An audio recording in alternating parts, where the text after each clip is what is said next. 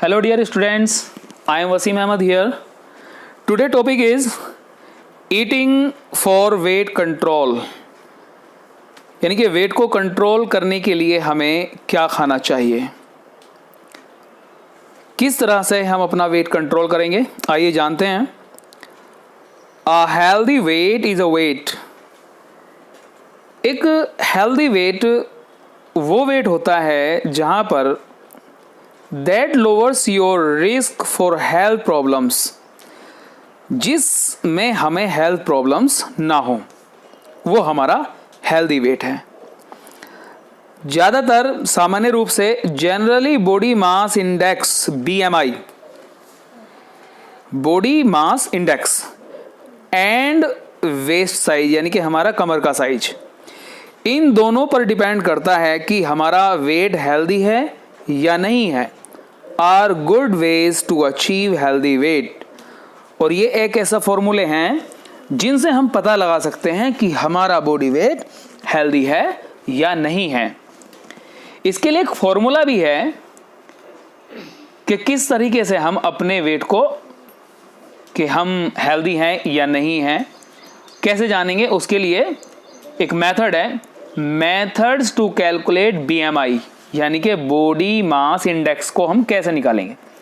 उसके लिए हमें क्या करना होता है, वेट इन किलोग्राम यानी कि आपका वेट 70 किलो है या आपका वेट 62 kg है, आपका वेट जो भी है उसे आप kg में लिख लेंगे. सपोज कीजिए आपका वेट यहाँ पर 70 kg है, उसके अपॉन में क्या करेंगे, height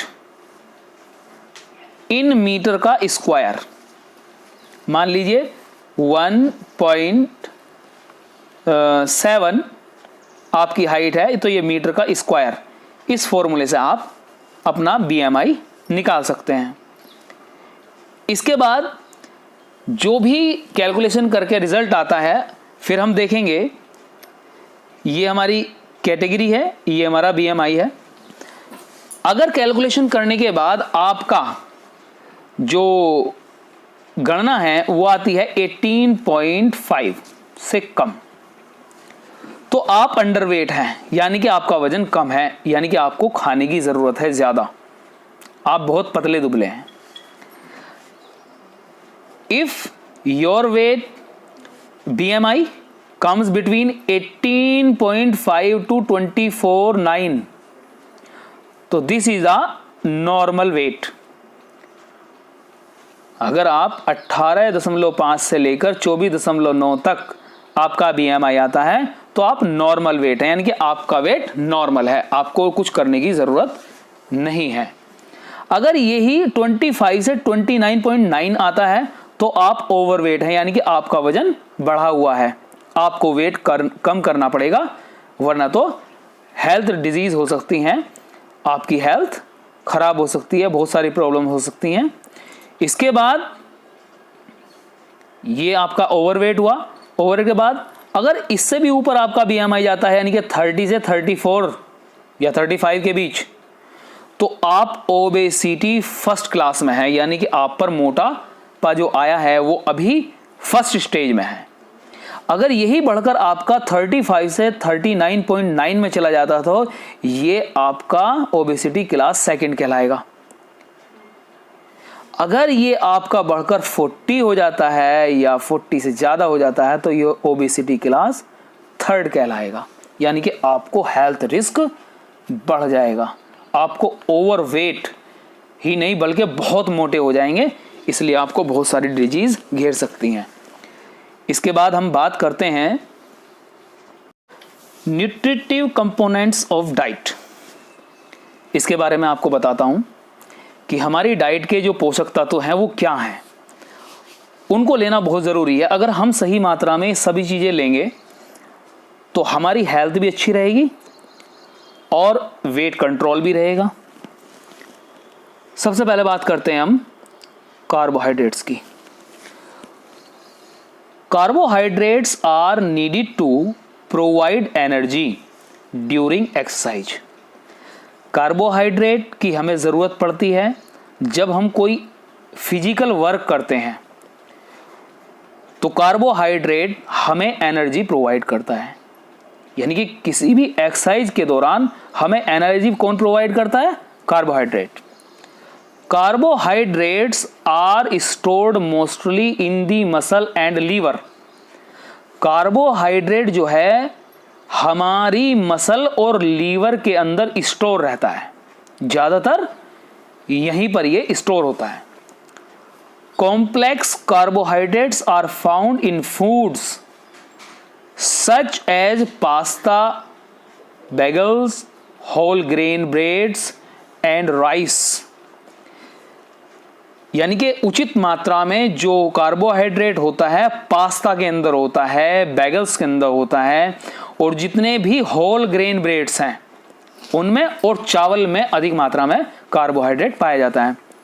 they provide energy, fibre, vitamins and minerals.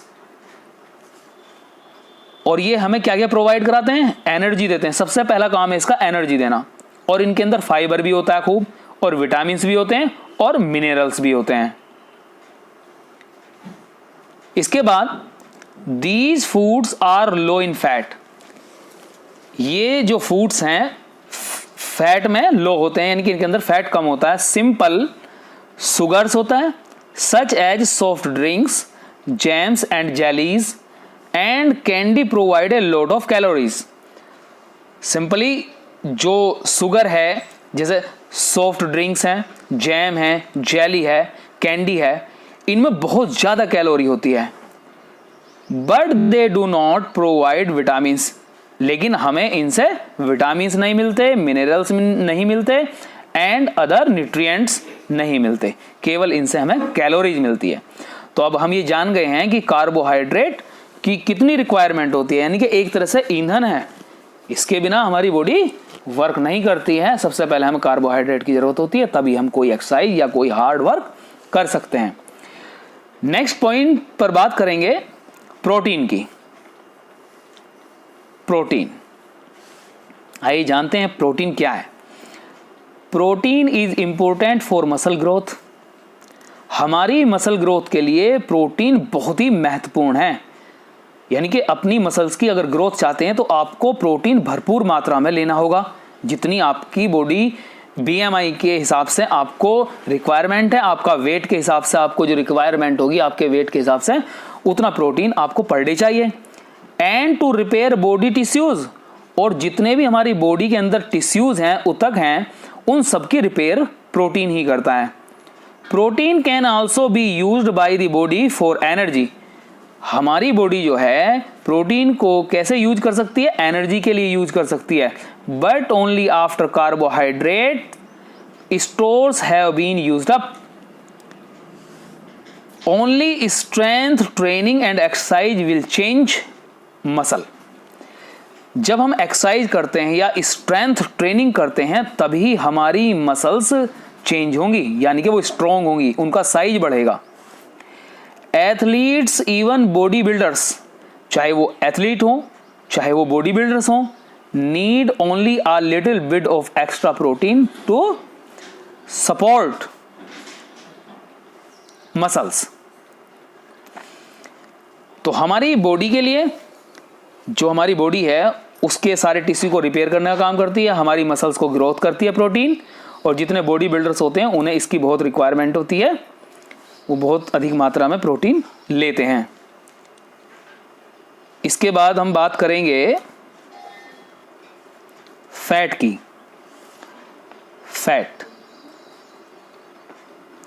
Fat बहुत ही ज़रूरी चीज़ है बॉडी के लिए, यानी कि फैट के बिना हम हमारी बॉडी के बहुत सारे फंक्शंस रुक जाते हैं। कई बार सोचते हैं कि फ़ैट नहीं लेना चाहिए, लेकिन फ़ैट कितना ज़रूरी है आइए इसके बारे में जानते हैं। It provides the highest concentration of energy, यानी कि highest concentration of energy of all the nutrients. 1 gram of fat equals 9 calories. 1 gram fat में 9 कैलोरी होती हैं।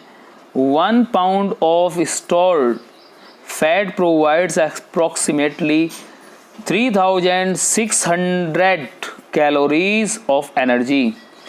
1 पाउंड अगर हमारी बॉडी के अंदर स्टोर है फैट तो उससे हमें 3600 कैलोरी एनर्जी मिल सकती है।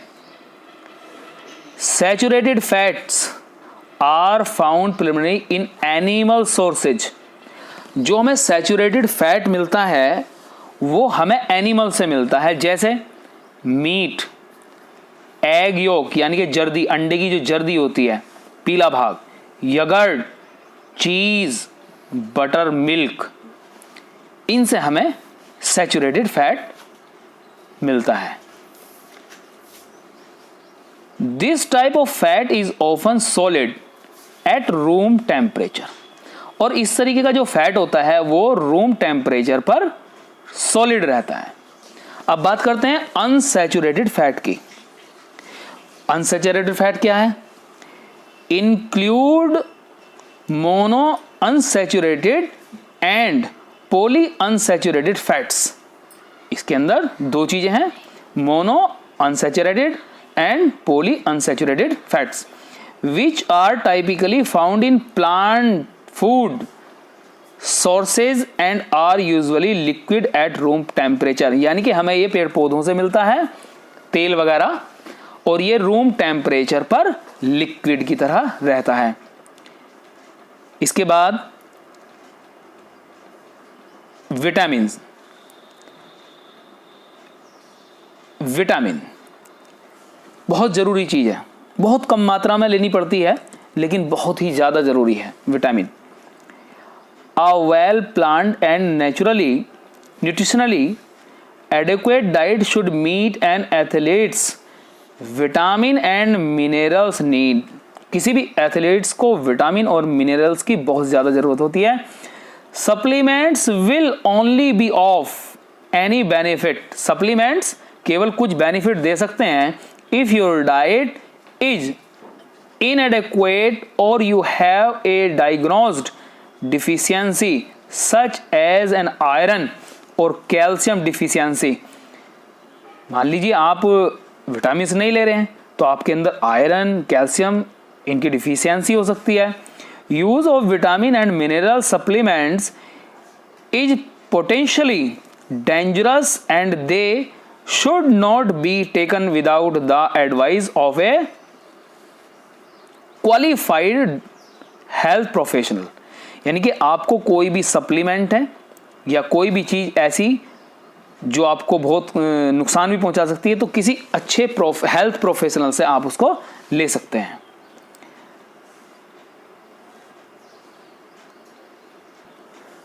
नेक्स्ट एंड लास्ट आता है आपका मिनरल्स, खनिज लवण।